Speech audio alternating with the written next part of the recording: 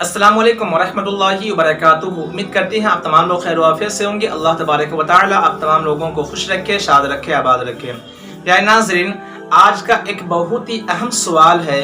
सवाल ये है कि मुश्तज़नी करने से रोज़ा टूटेगा या नहीं टूटेगा। मुश्तज़नी यानी कि खुद से मनी निकालना, अपने हाथ से मनी को निकालना, इससे रोज़ा टूटेगा या नहीं टूटेगा। तो प्यारे नाज़रीन याद रखें, मुश्तज़नी करने से बिल्कुल रोज़ा टूट जाएगा और इसकी क़ज़ा भी लाजिम है। अलबत्ता कफ़ारा नहीं देना पड़ेगा, लेकिन क़ज़ा आप पर लाजिम है। माह रमज़ान के बाद जो है आपको इसके बदले में एक रोज़ा रखना पड़ेगा। लेकिन प्यारे नाज़रीन याद रखें, मुश्तज़नी करना हराम है, और वो भी रमज़ान के महीने में तो और भी सख्त हराम है। और ऐसे शख्स को मलऊन करार दिया गया है, यानी उस पर हमेशा लानतें बरसती रहती है। अब इससे बचाव का तरीक़ाकार क्या है? सबसे पहले तो आप ये समझ लें, मुश्तज़नी करने के जहाँ पर आखिरत में नुकसान आपको उठाने पड़ेंगे, वहाँ पर आपको दुनिया में भी नुकसान उठाने पड़ेंगे।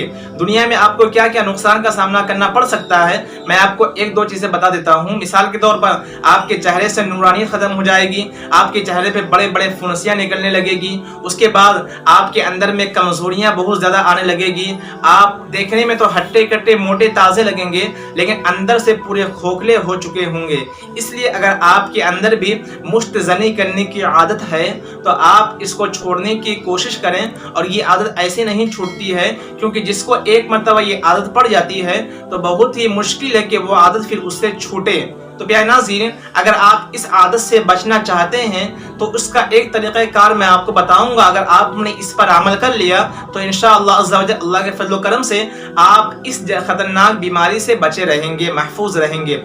इसका तरीक़ाकार ये है कि जब भी आपको मुश्तज़नी करने का ख्याल आए, जहन में जब भी मुश्तज़नी करने का आपको ख्याल आए, सबसे पहले आपने ये करना है कि फ़ौरन उस जगह को छोड़ देना है। जब भी ख्याल आए फौरन आपको उस जगह को छोड़ देना है।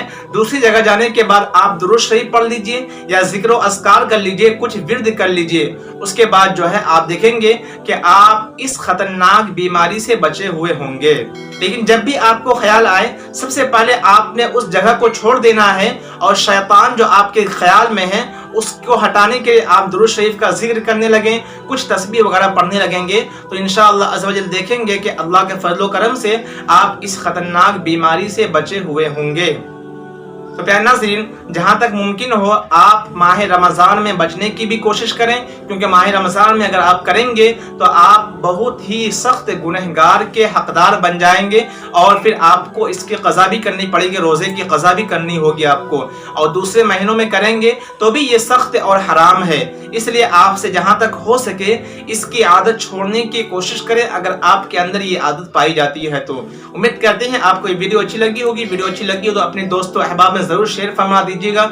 मिलते हैं नेक्स्ट वीडियो में। अस्सलाम वालेकुम वरहमतुल्लाहि वबरकातुहू।